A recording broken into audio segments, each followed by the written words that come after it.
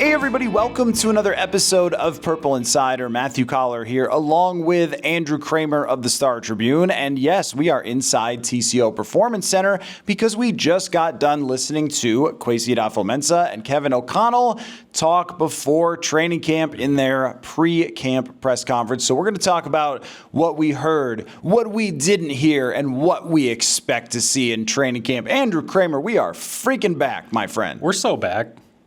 That's all we got to say. We're so back. Football's back. We were handling an actual Duke today, the Duke of football, for those of you who aren't initiated.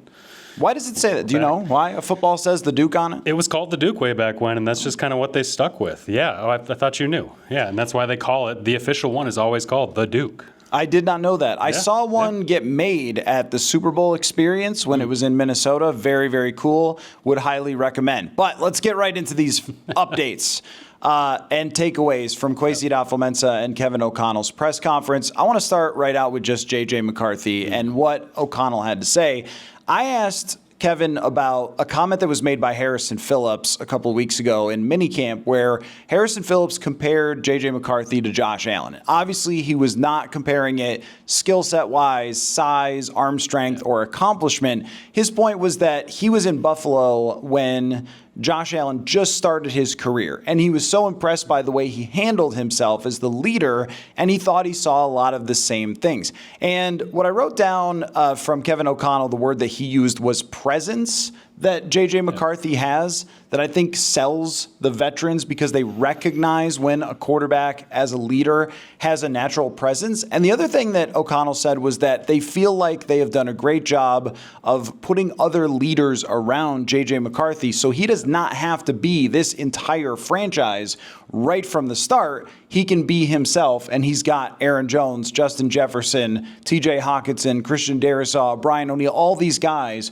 who have been in the league for some time. But what did you think of what O'Connell said about McCarthy taking over a team that has so many veterans as a young guy and the challenge that's ahead for McCarthy doing that? Yeah, it's not too dissimilar to what we heard him talk about Sam Darnold last year in terms of a guy new to the system coming in, taking it over. Now JJ's been through not a year of practices, but at least a year of classroom time with this system. But he's managing expectations like a former quarterback in Kevin O'Connell wants to do. He doesn't want people going out there putting out MVP ballots for this kid quite yet. He needs to play his first NFL snap, which will come week one in his first NFL game. So to me, he's talking about the presence. He's not trying to get too far ahead and say, yeah, he can be like Josh Allen in any way, shape, or form otherwise.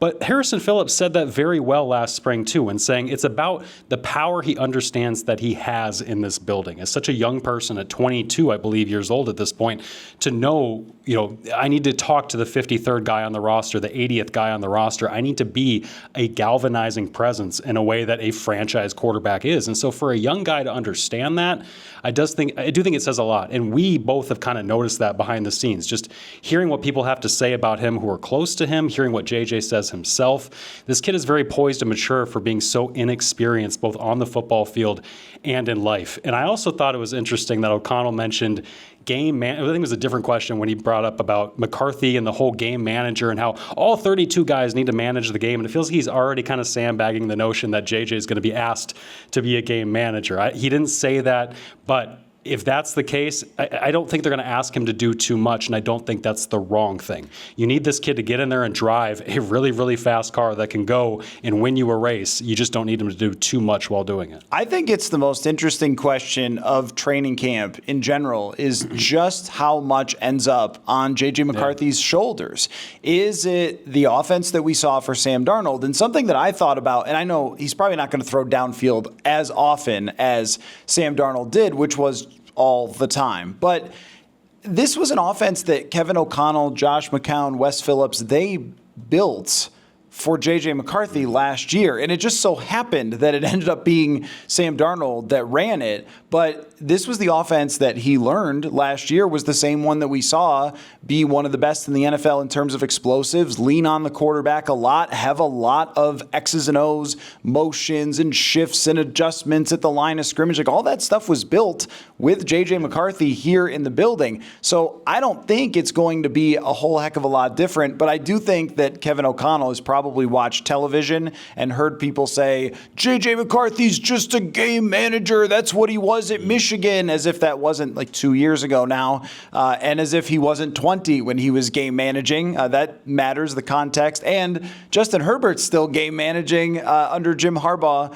with the Chargers, but I'm sure that that's sort of maybe stuck in his craw a little bit, that people have looked at McCarthy that way since the time he was drafted, so maybe trying to dispel a little bit of that. And I think it also dovetails into a comment that Kwesi Adofo-Mensah made about how he built the team, and he said that we want to be able to win a lot of different types of fights. And now that is something that really stood out to me this offseason, is I think they saw what got them beat last year by the Rams and went out and attempted to correct every single one of those things that went wrong for them. And I think they did a really good job of that. So if you are J.J. McCarthy and you're in a game where you're getting pressured all the time, you don't have to just win on 9-step drops. And you don't have to just win on deep shots. You can win by handing the ball off. You can win on maybe, God forbid, a screen pass to your running back or to a wide receiver, maybe, the way that it's built. I think they really identified what ailed them and attacked those weaknesses by the way they built the roster around J.J. McCarthy. Yeah, they're trying to become a complete team. And they're talking about, O'Connell's talking about where they're at in their organizational journey, not just quarterback journeys. Now we're talking about organizational journeys, but it's true to the point that this whole offseason has been about more is required and becoming a complete team to achieve that. Spilling money over the bar the way that they did to go get Jonathan Allen, Will Fries, Javon Hargrave, Ryan Kelly, all these guys, because they were not tough enough on the lines of scrimmage. They were not tough enough and not moving the play style, as Kevin O'Connell calls it. Mike Zimmer would have said, be more physical, just push it, be a bully, push these guys, dent people, as Tony Sperano would say. So O'Connell likes to say play style is a soft way to not call his O-linemen soft.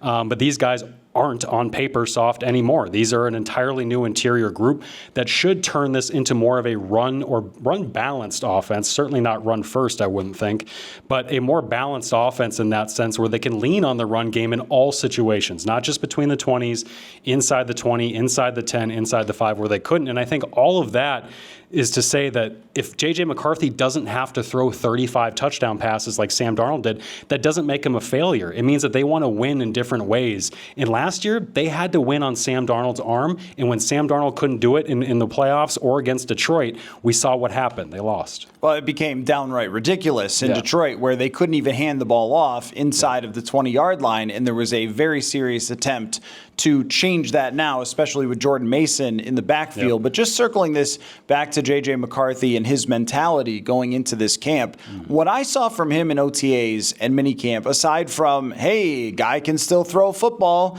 like, look, it still goes whoosh right by you. It's very fast.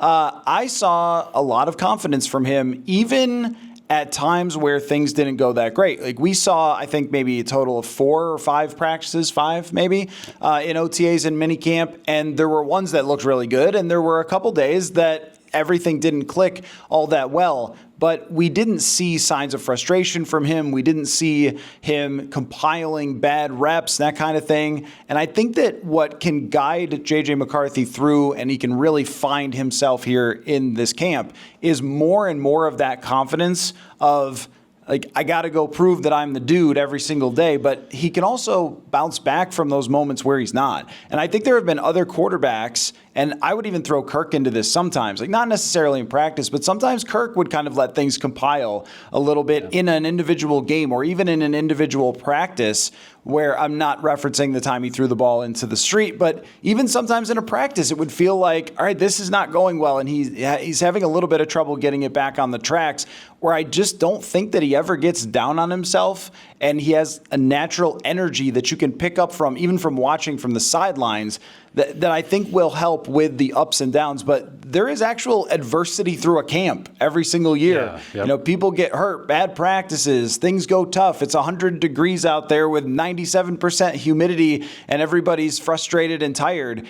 I just think he's one of those indefatigable type of people that is going to fly through all of that. I do think those are some of the intangibles that have led the Vikings to drafting him 10th overall and making him the 5th of those 6 quarterbacks taken in the first round that year. In his first practice, that rookie minicamp the following month after he got drafted, there was a great story about JJ and the late Kyrie Jackson telling me about how that first rookie minicamp, JJ's talking crap to him in the locker room saying, I'm going to throw more completions or no, you guys won't have 3 or more incompletions or something like that. He said, 3 balls won't touch the ground today. And when the 4th one touched the ground, Kyrie's talking about how immediately JJ's looking at the defense, like accepting the crap he's about to take. Like, come on, give it to me. I know I deserve it. Like, this kid was making bets before his first practice. I know it was just against rookies, but he came in with utter confidence that you were joking bets, not not putting the cash down.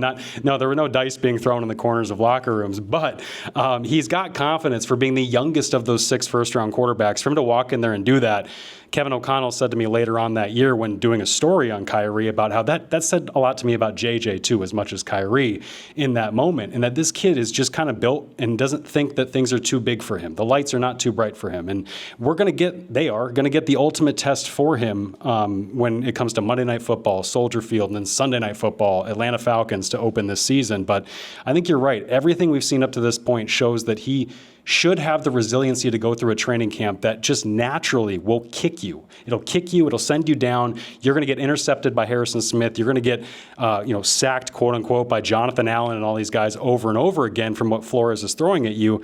But he seems to have that resiliency so far. And at least what we've seen from him since the injury would seem to verify and confirm that. I also think that there is something about J.J. McCarthy I always expected to be here, so why would I be in over my head, Sure. or why would I be surprised? I mean, this is somebody who went to high school in Chicago and won a championship there, and then went to IMG and won a championship there during the pandemic, and then went to Michigan and won a championship there, who has designed his life, as he said, since 5th grade to be an NFL quarterback. Like this, walking out onto this field is, yes, this is what I expected. Yeah. This is what Jim Harbaugh told me that I could do. I'm sure that maybe part of the decision to go to Michigan was that Jim Harbaugh was an NFL quarterback and is the type of guy who can prepare you with an NFL-style offense as much as it can possibly be in college. So every time we've watched him walk out there so far, we have seen someone who's very comfortable in this environment and very comfortable with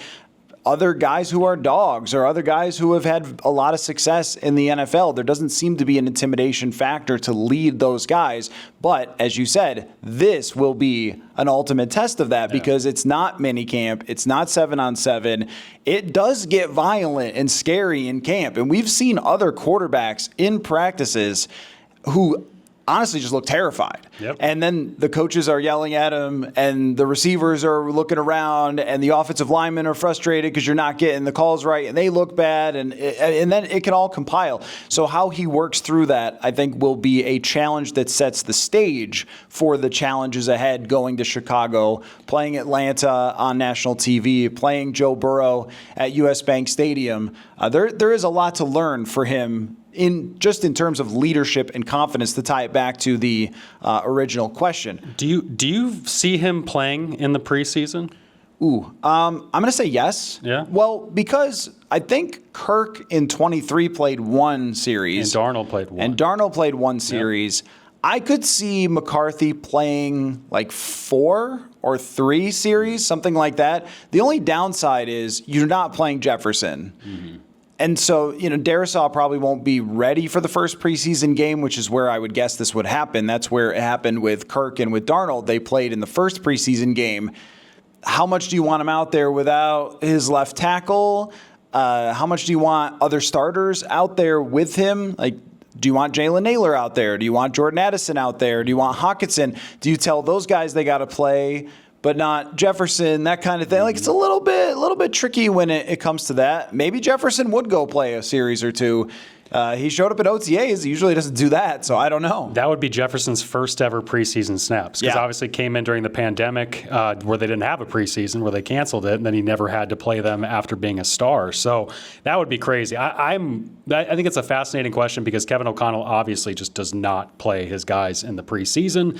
We've seen the starting quarterbacks in year one or truly, the first year they're going to start, get out there when they're anointed in the preseason. But like you said, the O-line isn't going to be together. I would expect no way Darisaw is there August 9th against Houston. I wouldn't expect Will Fries to be there August 9th against Houston either. So do you wait until the finale when you might have your whole O-line, but then you're only a couple weeks from the season? Like, the timing of this will be very interesting to see, because I know we've heard O'Connell talk before about how it's not fair to the quarterback and it's not fair to the other 10 to not put the entire offense out there. No, it's a difficult challenge because if you look at the third preseason game, that is going to be after joint practices, right? Yep. And O'Connell never has anyone who's a starter play unless he really, really wants to see more of you. But aside from that, I mean, it's been joint practices are treated like preseason games by Kevin O'Connell. They're very physical. They're full speed. And I think that's where McCarthy's going to get the majority of his experience is in those joint practices, especially against a great defense.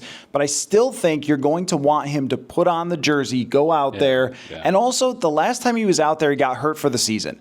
Like, let him go out there, run a series, score a touchdown, come off to the sideline, get that feeling, just get that rep in there, and then the next day be fine. Like, let him have that happen first before he has to go to Chicago and do it. Yeah, that's a good point. And the joint practices are a good point, because Kevin O'Connell did mention today, too, we heard him say that he's been talking to Vrabel a lot about what those are going to look like. And Vrabel is a hard-nosed, tough football coach, does not come from the school of soft knocks. If we're just going to take it easy, these practices won't be that hard. No, I imagine those two might be, maybe he doesn't play McCarthy, or maybe he has such a limited view for how they're going to play him that those 2 days are going to be pretty intense. Well, and we almost saw the Titans take the Vikings' heads off the last time, especially T.R. Tart. He got thrown out. Got thrown out and then had to play in the preseason game. So, yeah, I mean, I think that there should be a little bit, but I don't think that there will be a ton of J.J. McCarthy. So if you're thinking about tickets to preseason games and you want to see McCarthy, the only one I think you're probably going to see him is the first one.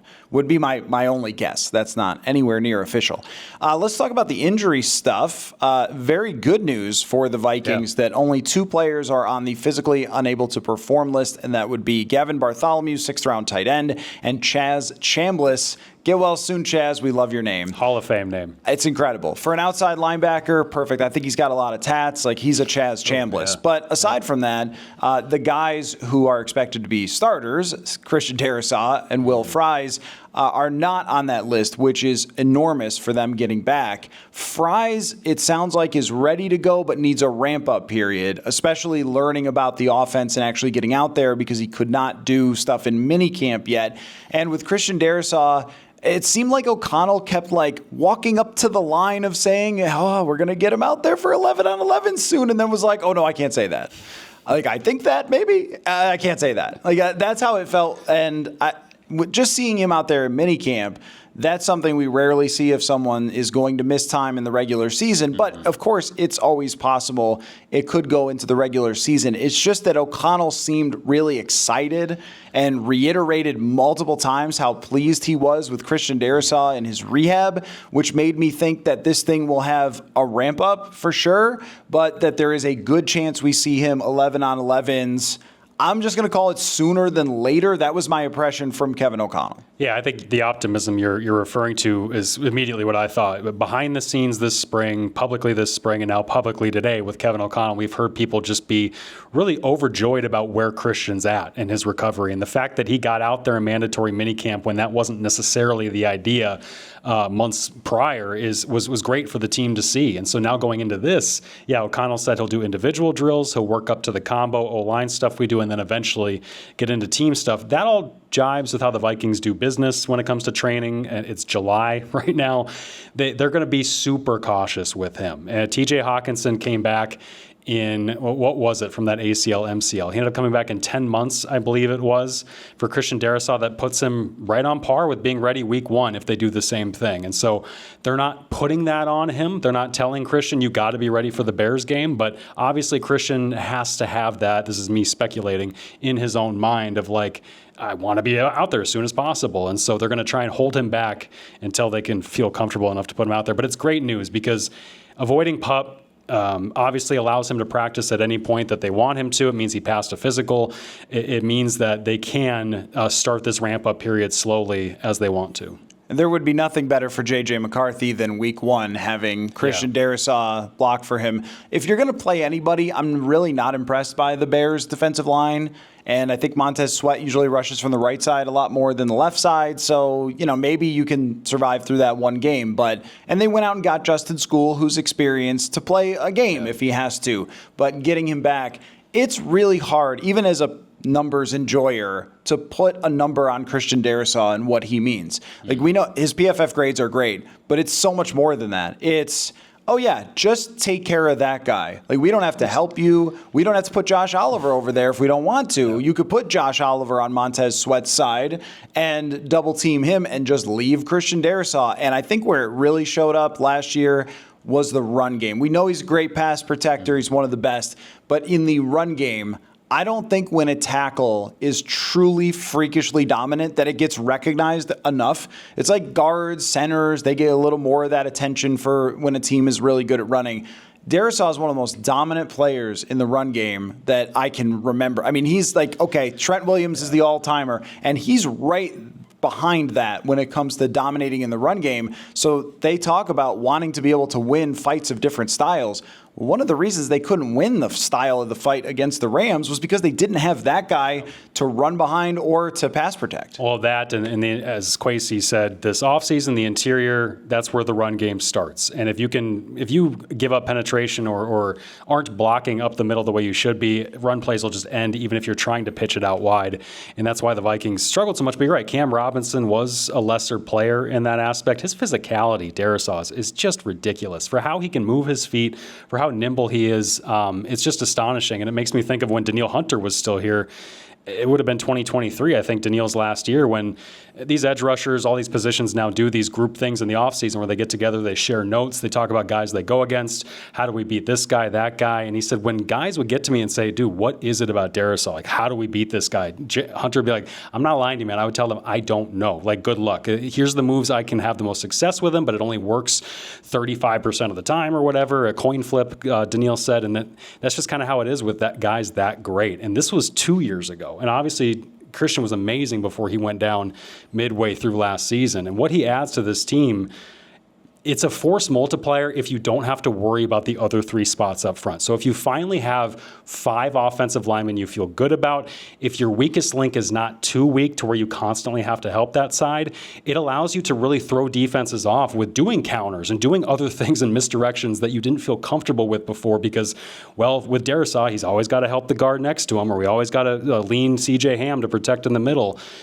He can truly be even more of a force multiplier if they can shore up that entire 5. Yeah, so any positive update on his health is positive for this entire franchise, I think. And even just when you look at some of the contracts that were handed out this offseason, to get his contract done last year was really big for this team as well. Are you interested or not in Rondale Moore? I have become interested in Rondale Moore, but sometimes we've gotten fooled on this type of player in the past. The guy who comes in as, hey, this guy's going to be wide receiver 4. He had 50 catches for some other team one time.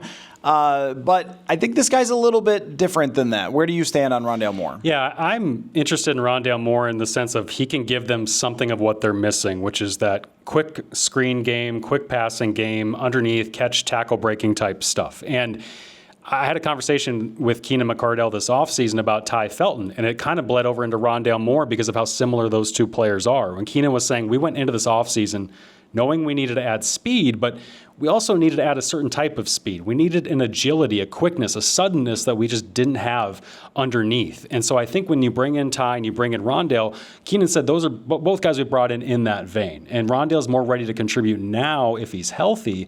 And that's the key. If he's healthy and he can be what he was at Purdue or early on at Arizona, where he scored a 70-plus yard touchdown against the Vikings in a game his rookie year, they're well aware of what this kid can do. And if he can give you that different element, and especially if Jordan Addison is suspended for the first 3 games of the season, you need somebody to come in there and just kind of mix it up once in a while. I'm not fooled or going to be fooled in the sense of this guy's going to be an every down wide receiver 3, but get some sub packages in for him. Do things that you maybe thought you could do with Brandon Powell, but he just wasn't that guy.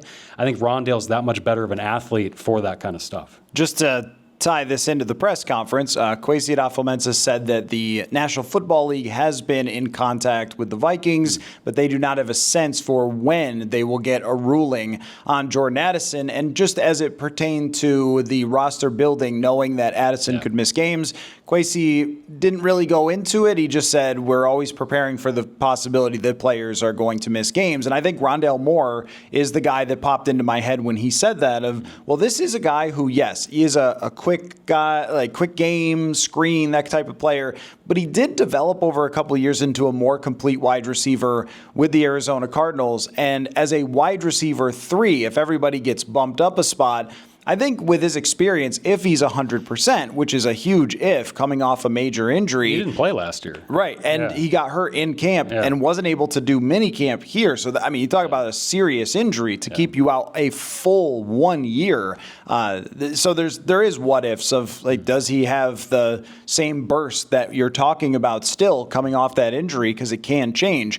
But he is a guy that has experience and can be a short type of wide receiver. So it's not just, you're not just talking about like, oh, well, maybe he's going to spot in here or there. Like, he might have to be significant if he makes the team and if it works out. And if he doesn't make the team, then you're talking about Ty Felton or Lucky Jackson or somebody else having to slot in or going out into the market and seeing if anyone is available. Deshaun Jones was making some noise in minicamp. He was? Yeah. Deshaun Jones has got many shout-outs, and we'll see if catches follow that. Yeah, we'll see. Continuing with the press conference, Josh Metellus' contract situation came up, and I'll just say it briefly came up because there was not a lot being said about that from the Vikings brass, which I thought was interesting. There wasn't a wink and a nod. We're going to get it done real soon, my friends. Wink, wink. I even wondered if there would be an announcement today because we've had that in the past sometimes where we show up to the first press conference and they go, surprise, we've got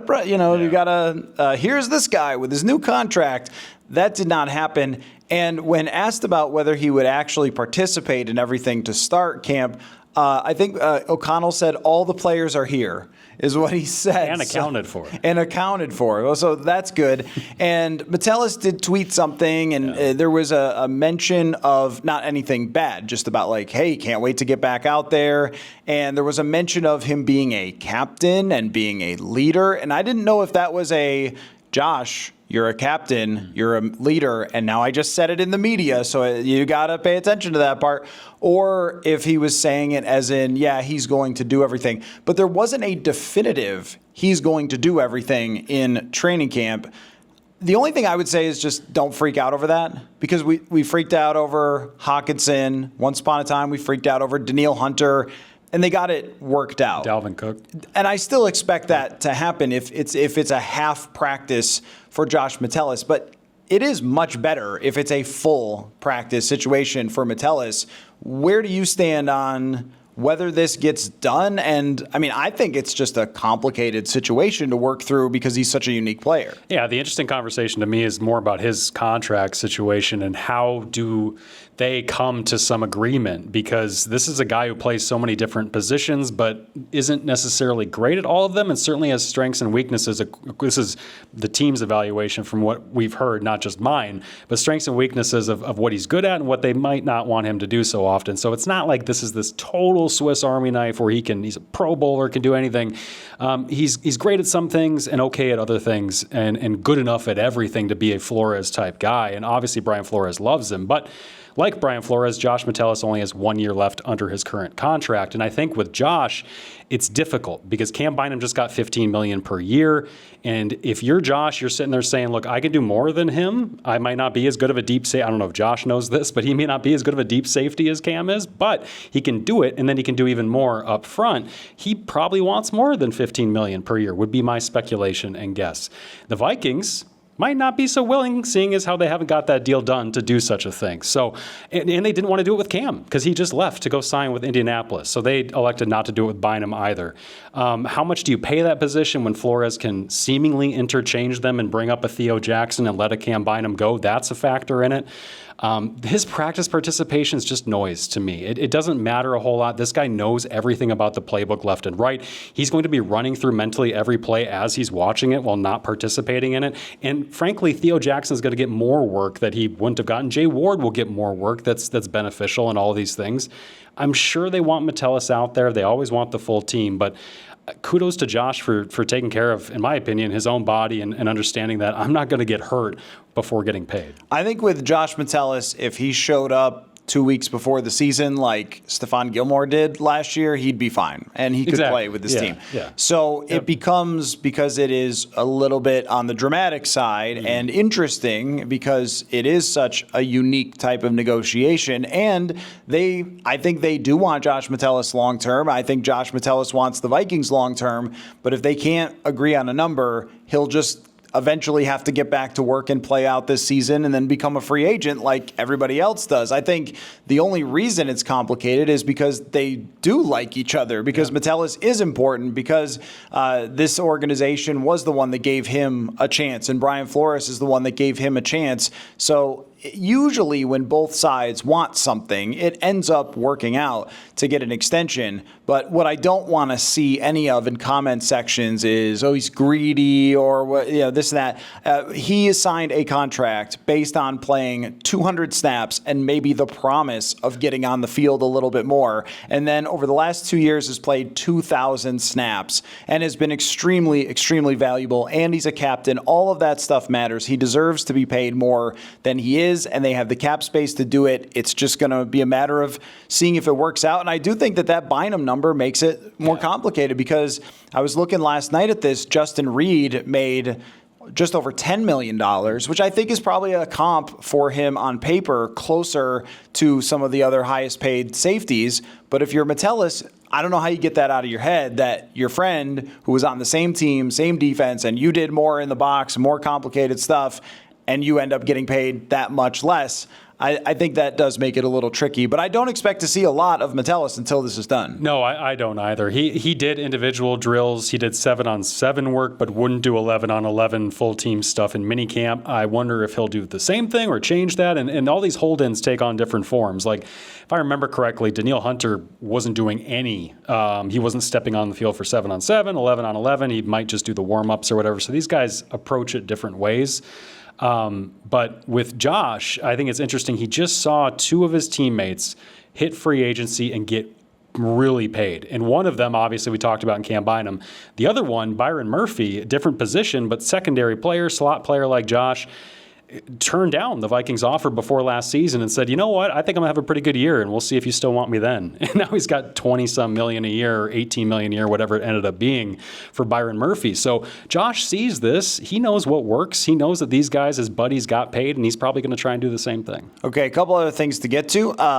Kevin O'Connell said that last year he ramped up the physicality of training camp from the previous 2 seasons and that he liked where that was at. So expect a little bit more of a physical camp. Clearly, those joint practices will be the highlight of that, but it was noticeable last year that O'Connell thought, you know what, and maybe after I wasn't happy with the start of the 2023 season and some of the details, going to push the button a little bit harder this year, and that was noticeable. So they're going to stick with that strategy. I think that that's a delicate balance because you do have a veteran team, but there's also a lot of players that need experience. There's a lot of undrafted free agents. There's a lot of guys who are lower on the roster that I think need a lot of physical reps to learn how to play, because they might at some point just be in these games if guys end up getting hurt. So it's probably the right approach to still have that balance for veteran players like they did with Aaron Jones last year. But the thing I wanted to touch on with you is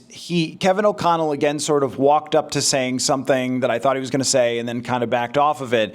He was asked about the mentality of the team overall and how a lot of the guys came out. I mean, this was in pre-camp workouts, right? Before even OTAs.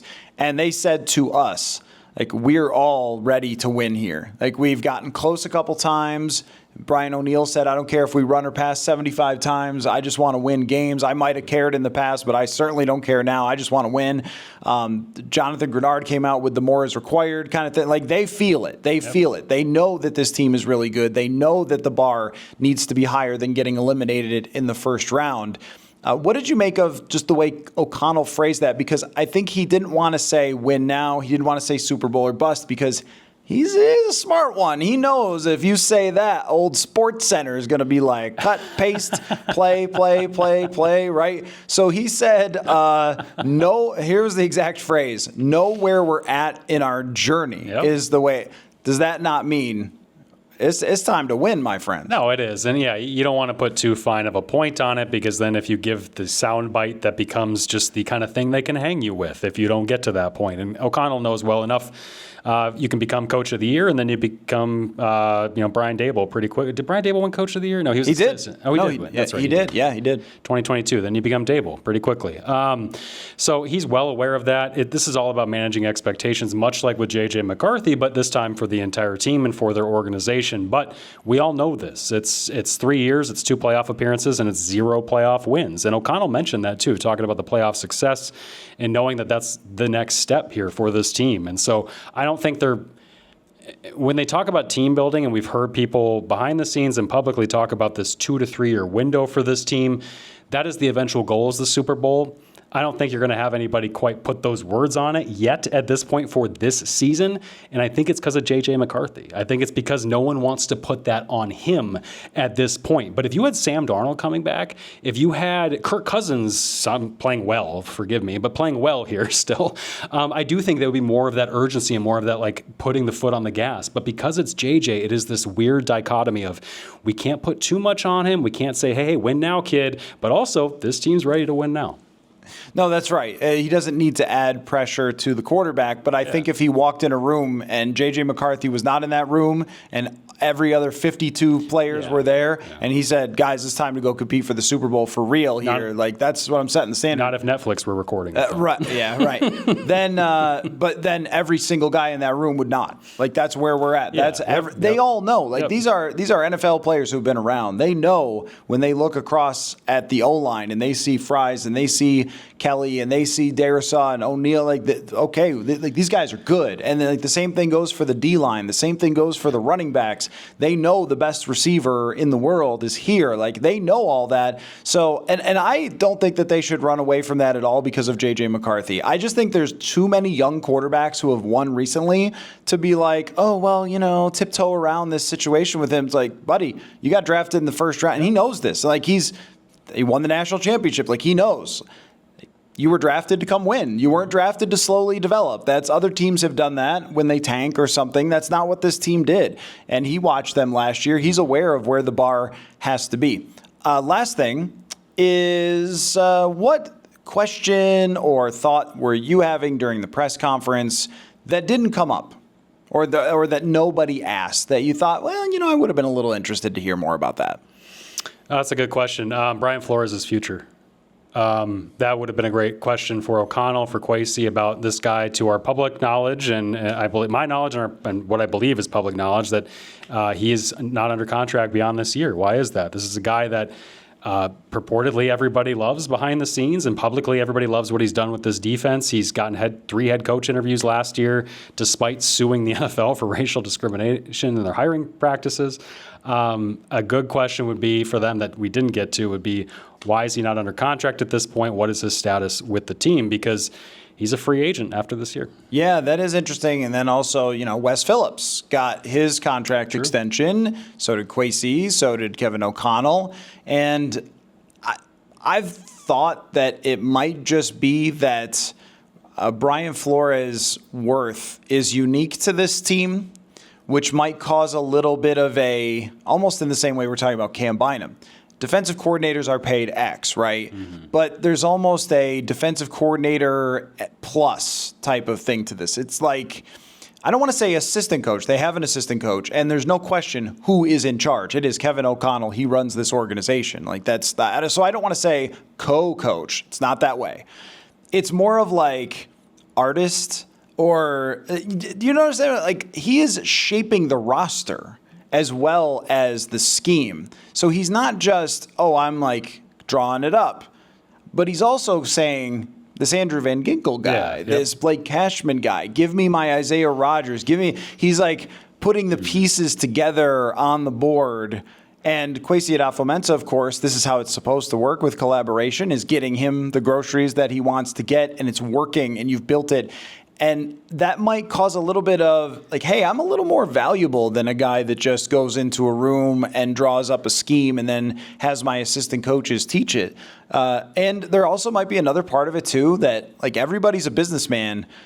He might look at it as, if I hit free agency as a defensive coordinator, we don't see this very often, but what if you have a top 5 defensive line or defensive unit, and you end up going to the NFC Championship game based on your defense, and then you're a free agent? Like, how much money can you get from some other organization to turn around their defense? I mean, you got to have that in the back of your mind at least.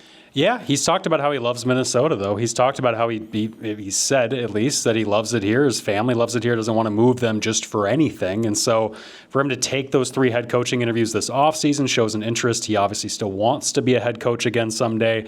I think that's his goal. And so to hit free agency and become a defensive coordinator would be interesting. To become a DC again would be interesting if that's the route it takes. I will say this, though. When Kwesi Adofo-Mensah got his deal done, it was no coincidence that Ryan Grigson and Demetrius Washington got promotions right after that. It was because Kwesi helped get his buddies promotions within his negotiations.